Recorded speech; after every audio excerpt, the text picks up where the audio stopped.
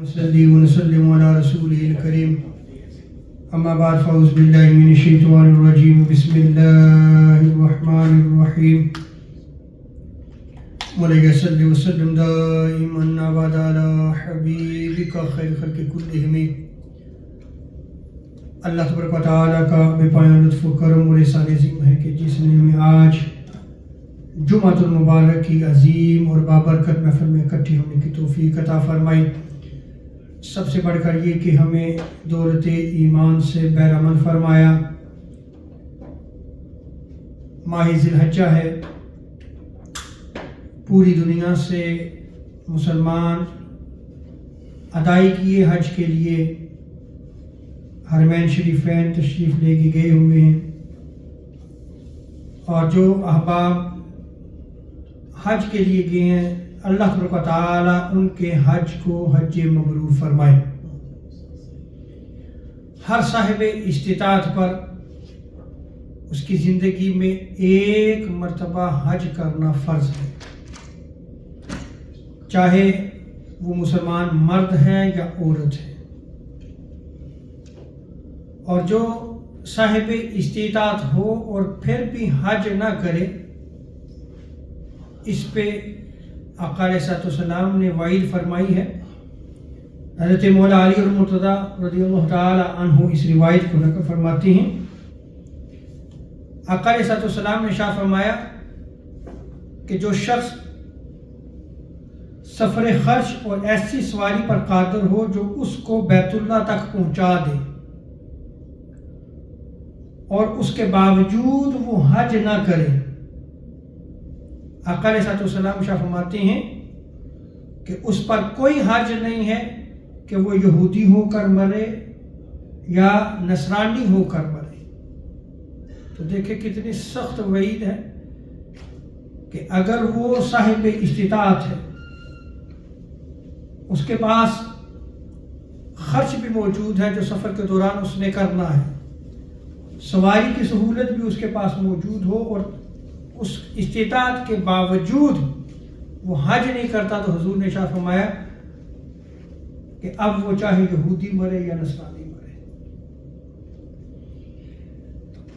آقا علیہ السلام نے کتنے حج فرمائے؟ سنن ترمذی کی روایت میں آتا ہے، حضرت جابر بن عبداللہ رضی اللہ تعالی عنہ اس روایت کو نقل فرماتے ہیں کہ آقا علیہ السلام نے 3 حج ادا فرمائے،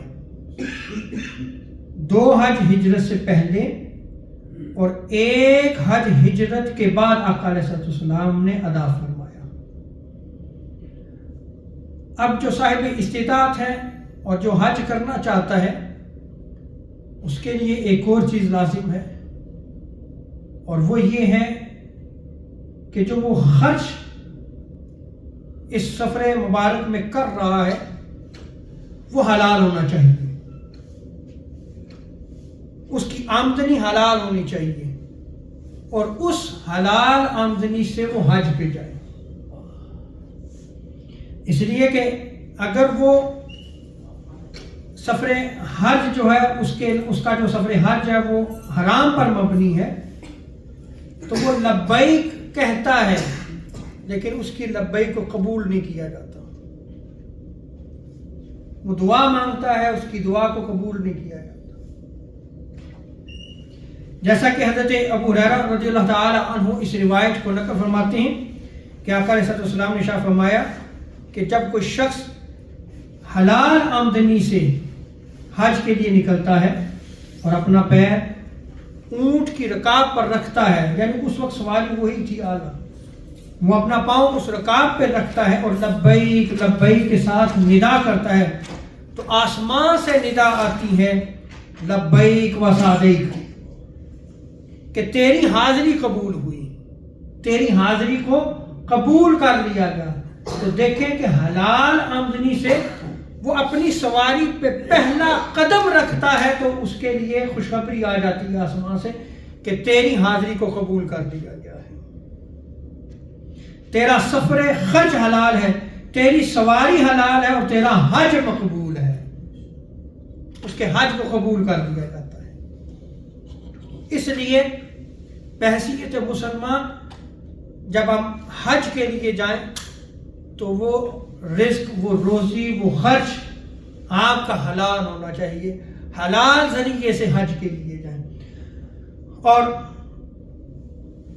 جب کوئی شخص حرام آمدنی سے حج کرتا ہے تو آقا علیہ الصلوۃ والسلام ارشاد فرماتے ہیں کہ کوئی شخص حرام آمدنی کے ساتھ حج کے لیے نکلتا ہے اور اپنا پاؤں اونٹ کی رکاب پہ رکھتا ہے، لبیک کہتا ہے، تو آسمان سے ندا آتی ہے، ایک منادی ندا دیتا ہے، لا لبیک لا سعدیک، تیری حاضری قبول نہیں، تیرا سفر خرچ حرام ہے، تیری سواری حرام ہے، تیرا حج مقبول نہیں ہے۔ یعنی وہ پہلا قدم رکھتا ہے تو اس کو جو ہے وہ یہ وہی سنا دی جاتی ہے کہ تیرا حج قبول نہیں ہے۔ کس لیے؟ اس لیے کہ اس نے جو سفر خرچ کا اہتمام کیا وہ حرام تھا۔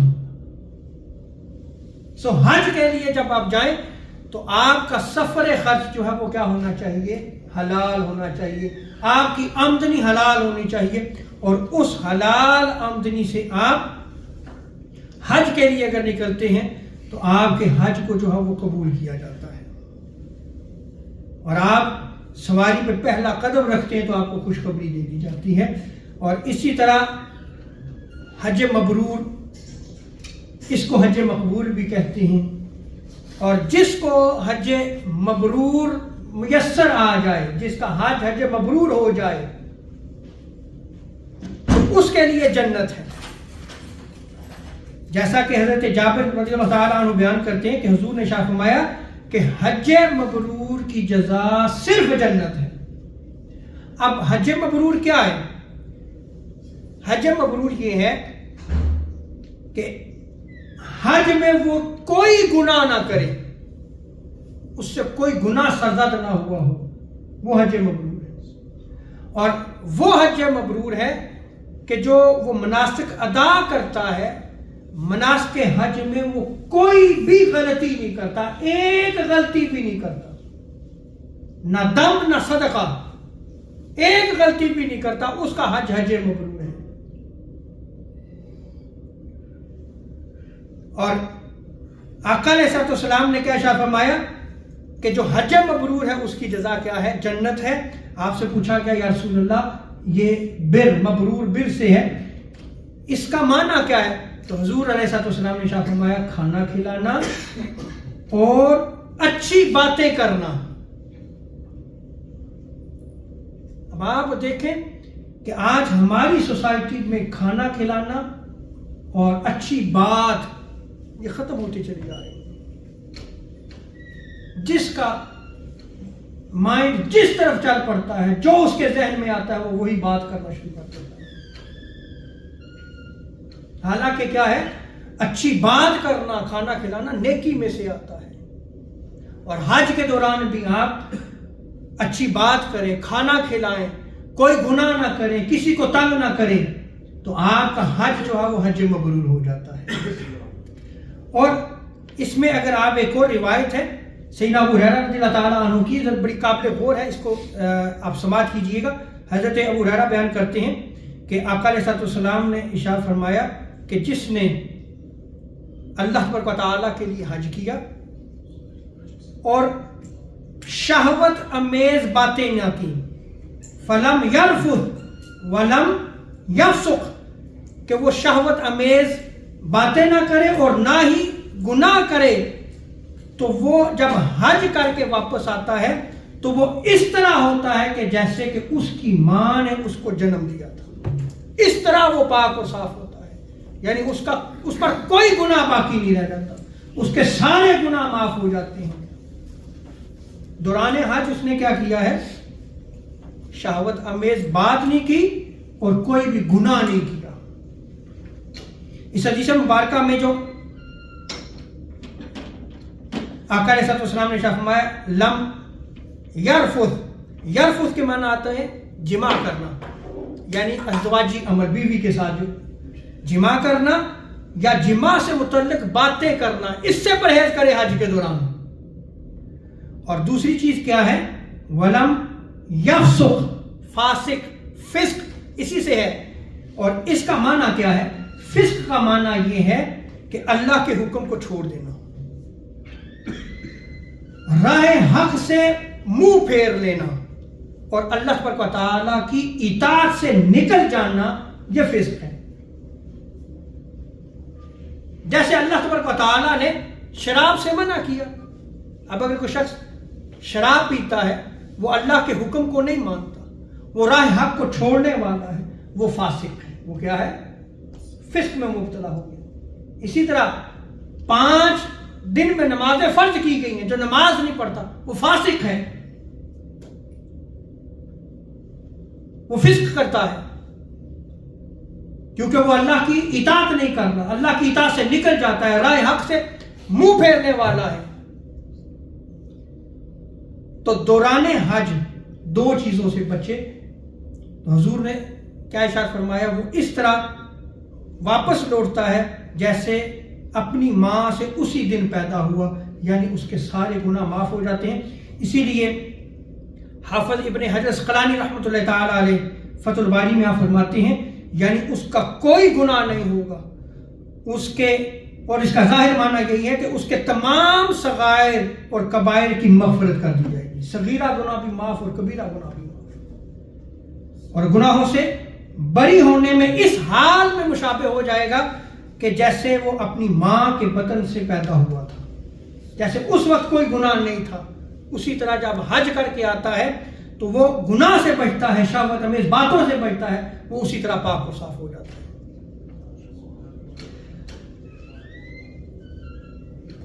حج جو بندہ کرتا ہے یہ یاد رکھ لیں کہ اس کے ہر قسم کے گناہ معاف ہو جاتے ہیں۔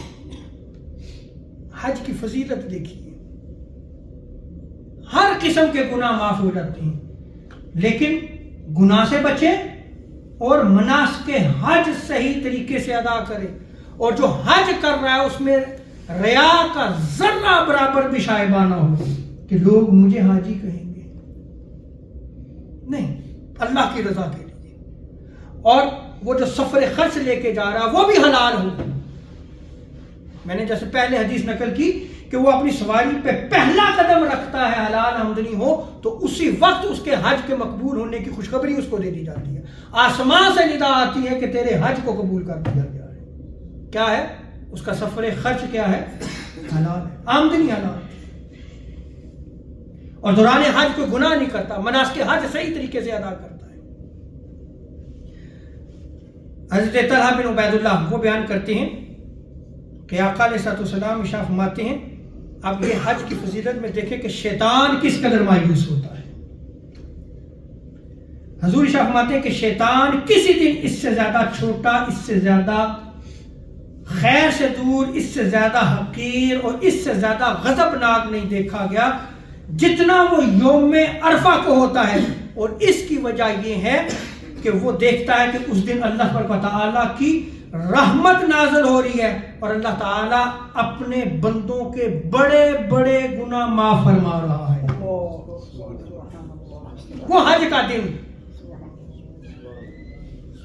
وہ جو رکن اعظم ہے عرفہ کے دن جب قیام کیا جاتا ہے، وہاں پہ رب تعالیٰ اپنے بندوں کے گناہ معاف کر رہا ہوتا ہے، شیطان اس دن جو ہے وہ ذلیل اور حقیر بن جاتا ہے۔ کس قدر جو ہے وہ اس دن اللہ تبارک و تعالیٰ کی رحمتیں برسری ہوتی ہیں۔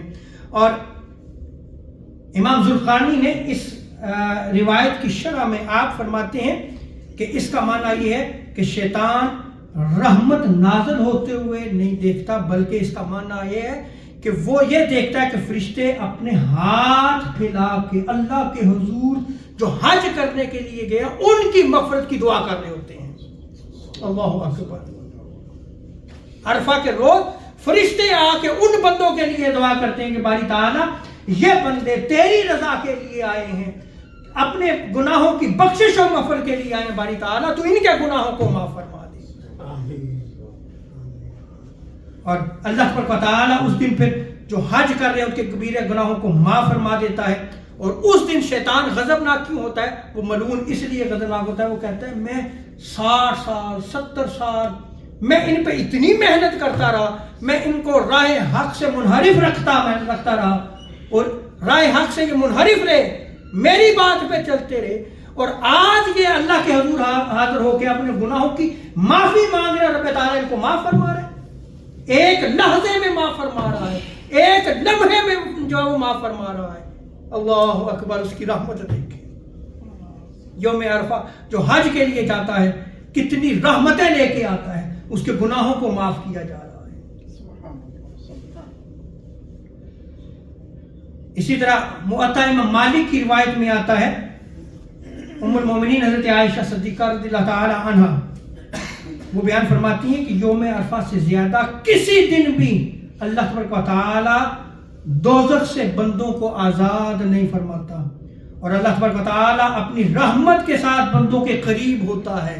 یعنی یوم عرفہ ایسا دن ہے کہ رب تعالی اپنا قرب بھی عطا فرماتا ہے، اور فرشتوں کے سامنے فخر کر کے فرماتا ہے کہ ان لوگوں کا ارادہ کیا تھا۔ اللہ اکبر، فرشتوں سے پوچھ، حالانکہ وہ جاننے والا ہے کہ ان کا ارادہ کیا تھا۔ اور جب بندہ حج کے لیے جائے تو اس کا ارادہ یہی ہونا چاہیے کہ باری تعالیٰ سابقہ زندگی گناہوں پہ گزری، تیری نافرمانی پہ گزری، میں آج تائب ہو کے تیرے حضور حاضر ہوں، باری تعالیٰ تو معاف فرما دے، اس کا حج مبرور ہو جاتا ہے۔ مناسک حج صحیح ادا کریں۔ اس لیے جب آپ حج کی تیاری کریں 2 یا 3 مہینے 4 مہینے باقاعدہ کلاس لیں، مناسک حج کو سیکھیں، پھر حج کرنے کے لیے جائیں۔ آپ اگر مناسک حج ادا نہیں کرتے، آپ کو کیا خبر کہ آپ نے کیا واجب چھوڑ دیا، کیا فرض چھوڑ دیا۔ کیونکہ حج مبرور تو وہی ہے کہ جس میں آپ کوئی گناہ نہ کریں، اور مناسک حج اسی طرح ادا کریں جیسے کہ آقا علیہ السلام نے ادا کیا۔ اس لیے سیکھنا چاہیے۔ حضرت عبداللہ ابن مبارک اپنی سند کے ساتھ ام المومنین حضرت عائشہ صدیقہ اللہ تعالیٰ عنہ سے روایت کو نقل فرماتے ہیں کہ آپ نے فرمایا کہ یوم عرفہ یوم مباح ہے۔ مباح کہتے ہیں فخر کا دن۔ تو پوچھا گیا کہ یوم مباح کیا ہے؟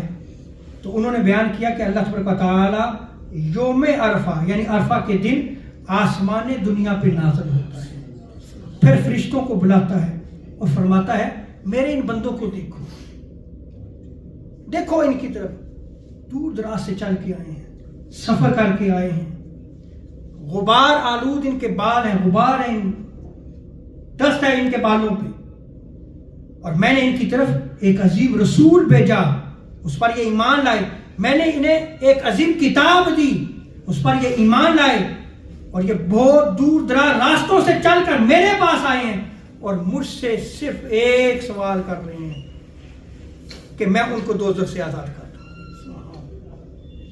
مجھ سے مانگنے کے باری تعالیٰ دوزخ سے آزاد فرما دے، سو میں نے ان کو آزاد کر دیا۔ اس لیے یہ یوم مباح ہے، فخر کا دن ہے، میں نے ان کو آزاد کر دیا۔ اور بس یوم عرفہ سے زیادہ کسی دن بھی لوگوں کو اللہ پر تعالیٰ دوزخ سے آزاد نہیں فرماتا، یعنی اس دن جو ہے وہ دوزخ سے بہت سارے بندوں کو رب تعالیٰ دوزخ سے آزاد فرما دیتا ہے۔ اور اسی طرح حضرت جابر بن عبداللہ کی روایت میں آتا ہے کہ اللہ سبحانہ تعالیٰ اپنی شان کے مطابق آسمان دنیا پہ اجلا فرماتا ہے، اور عرفات اہل عرفات کی وجہ سے فرشتوں پہ فخر کرتا ہے۔ اب دیکھیں بندے حج کرنے گئے ہیں، عرفہ کے مقام پہ کھڑے ہیں، اب رب تعالیٰ فخر کس پہ کر رہا ہے؟ فرشتوں پہ کر رہا ہے، دیکھو میرے بندوں کو، اللہ اکبر، فخر کر رہا ہے، رب ہو کے اپنے بندوں پہ فخر کر رہا ہے کہ میرے ان بندوں کی طرف فرشتوں دیکھو، ان کے بال بکھرے ہوئے ہیں، غبار آلود ہیں، یہ دور دراز راستوں سے چل کر میرے پاس آئے ہیں، اے فرشتوں میں تمہیں گواہ بناتا ہوں۔ اللہ اکبر، اب گواہ اللہ تبارک و تعالیٰ اپنے فرشتوں کو بنا رہا ہے کہ میں تمہیں گواہ بناتا ہوں، اور میں تمہیں گواہ بنا کر ان بندوں کو معاف کر دیتا ہوں، میں ان کے گناہوں کی مغفرت کر دیتا ہوں، میں نے ان کے سارے گناہوں کو معاف کر دیا۔ فرشتے کہتے ہیں باری تعالیٰ ان بندوں میں فلاں فلاں وہ تو مغفرت کے لائق ہی نہیں ہے، کیا باری تعالیٰ اس کو بھی تو نے معاف کر دیا ہے؟ اللہ اکبر، اس کی رحمت دیکھیں۔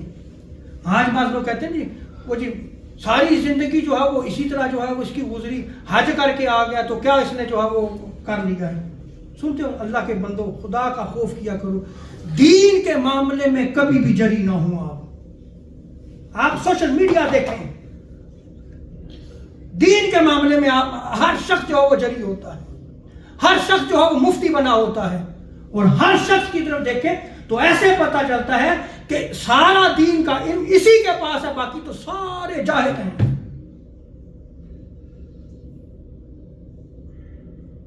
خواہ اسے نماز بھی پڑھنی نہ آتی ہو، قرآن پڑھنا نہ آتا ہو، حدیث تو دور کی بات ہے۔ اِنَّا لِلَّهِ وَإِنَّا إِلَيْهِ رَاجِعُونَ۔ تو دین کے معاملے میں کبھی بھی جری نہ ہوا کریں۔ وہ حج کر کے آیا، کیا خبر کہ رب تعالیٰ نے اس کو معاف فرما دیا؟ فرشتے پوچھتے ہیں باری تعالیٰ یہ بندہ جو ہے یہ فلاں فلاں بندہ اس لائق نہیں ہے کہ اس کے گناہوں کو معاف کیا جائے؟ تو حضور ارشاد فرماتے ہیں کہ رب تعالیٰ فرماتا ہے کہ میں نے سب کی مغفرت کر دی ہے، یہ فلاں فلاں بھی اس میں شامل ہے، میں نے ان کے گناہوں کو بھی معاف فرما دیا ہے۔ تب آقا علیہ السلام نے فرمایا پس یوم عرفہ سے زیادہ کسی دن بھی لوگ دوزخ سے آزاد نہیں کیے گئے۔ اللہ۔ اور حضرت جابر کی ایک اور روایت میں آتا ہے کہ اہل عرفہ حج کے لیے گئے ہیں، رکن اعظم حج کا عرفہ کے مقام پہ آپ کھڑے ہیں، جب مغفرت ہوتی ہے نا ان بندوں کی، اللہ اکبر، تو آنکھ جھپکنا یہ کتنی دیر لگتی ہے آپ کی؟ ایک لحظہ آپ اپنی آنکھ جھپکیں ذرا ایسے، یہ آنکھ جھپکنے میں رب تعالیٰ ان بندوں کے گناہوں کو معاف فرماتا ہے۔ اللہ اکبر۔ عرفہ کے مقام پہ ٹھہرا ہوا ہے، صرف اس نے جو ہے وہ وقوف کیا ہوا ہے، اس کا ٹھہرنا ہی وہ ایک لمحہ جب اس کی مغفرت آتی ہے، بڑے باری تعالیٰ جو وہ سارے گناہوں کو معاف فرماتے ہیں، سب بندوں کے گناہ معاف کر دیے جاتے ہیں ایک لحظہ میں۔ اللہ، اس کی رحمت دیکھیں۔ اور پھر اگر جو ہے وہ بندے کے پاس پیسہ ہو، صاحب استطاعت ہو، حج کے لیے نہ جائے، ہرما نصیبی نہیں ہے اس کے لیے بدبختی نہیں ہے۔ اللہ، کہیں تو ترستے ہیں کہ باری تعالیٰ تو ذرائع پیدا فرما دے، ہم تیرے گھر میں جو ہے وہ حاضر ہونا چاہتے ہیں، لیکن ہرما نصیبی ہے کہ پیسہ بھی ہو اور پھر بھی حج نہ ہو۔ کیسے مغفرت ہوتی ہے، کیسے بخشش ہوتی ہے، کیسے اس کی رحمتیں چھم چھم برستی ہیں۔ اور حضرت جابر بیان فرماتے ہیں کہ اہل عرفہ کے اوپر ایک لحظہ میں مغفرت نازل ہوتی ہے، اس وقت ابلیس شیطان اپنے سر پر مٹی ڈال دیتا ہے اور کہتا ہے ہائے ہلاکت ہو، ہائے موت ہو۔ پھر جو اس کے چیلے شیاطین ہوتے ہیں وہ اس کے پاس جمع ہو کر پوچھتے ہیں کیا ہوا ہے، تو آج اتنا وویلا کیوں کر رہا ہے، کیوں چیخ رہا ہے؟ تو وہ کہتا ہے کہ میں نے ان پر 60-70 سال سے میں نے ان کو فتنے میں مبتلا رکھا، لیکن رب تعالیٰ کی رحمت ایسے نازل ہوئی کہ پلک جھپکنے میں رب تعالیٰ نے ان کے سارے گناہوں کو معاف کر دیا، میری ساری محنت غارت گئی۔ اللہ اکبر۔ شیطان جو ہے وہ افسوس کرتا ہے۔ اللہ اکبر۔ بس آخری روایت، یہ میرا موضوع جو ہے وہ کمپلیٹ ہو جائے گا۔ یعنی گناہ صغیرہ یا کبیرہ ہوں، حج کے لیے جائے تو اس کے وہ گناہ معاف ہو جاتے ہیں۔ پھر ایک سوال آتا ہے حقوق العباد کے حوالے سے، اگر اس نے حقوق العباد ادا نہیں کی تو پھر یہ بھی ایک سوال کیا جاتا ہے۔ سنیں حدیث مبارکہ، ابن عباس رضی اللہ تعالیٰ عنہما بیان کرتے ہیں کہ آقا علیہ السلام عرفہ کے دن شام کو اپنی امت کے لیے مغفرت اور رحمت کی دعا کر رہے ہیں۔ سو آپ نے بہت دیر لگائی، دیر تک آپ دعا فرماتے رہے، پس اللہ تعالیٰ نے آپ کی دعا قبول فرما لی اور دعا قبول فرمائی کہ میں نے ایسا کر دیا سو ان لوگوں کے جنہوں نے دوسروں پر ظلم کیا ہے، بس وہ جو جنہوں نے دوسروں پہ ظلم کیا ہے، اس کے علاوہ وہ بندے جن کا میرے ساتھ تعلق تھا اور میرا ان کے ساتھ تھا، میں نے ان کو معاف کر دیا، لیکن جنہوں نے دوسروں لوگوں کے ساتھ ظلم کیا میں نے ان کو معاف نہیں کیا۔ حضور دعا فرما رہے ہیں، دعا قبول نہیں ہوئی۔ حقوق العباد کو کبھی بھی ہلکا نہ جانے، کبھی بھی ہلکا نہ جانے، لیکن حضور بھی تو رحمت للعالمین تھے، وہ جو دوسروں پہ ظلم کرنے والے ہیں وہ بھی تو اس امت کے افراد ہیں. حضور نے دعا فرمائی قبول نہیں ہوئی. حضرت عبداللہ ابن عباس میں بیان فرماتے ہیں کہ پھر آقا علیہ السلام نے دوسرے دن پھر دعا فرمائی کہ اے رب تو اس پر قادر ہے کہ جس پہ ظلم کیا گیا تو اس کو جزا دے دے اور ثواب عطا فرما، لیکن ظالم کو بخش دے باری تعالیٰ. اللہ اکبر. رحمت للعالمین کی رحمت دیکھیں، حضور کی امت کے ساتھ محبت دیکھیں، اور آج امت کس طرف جا رہی ہے.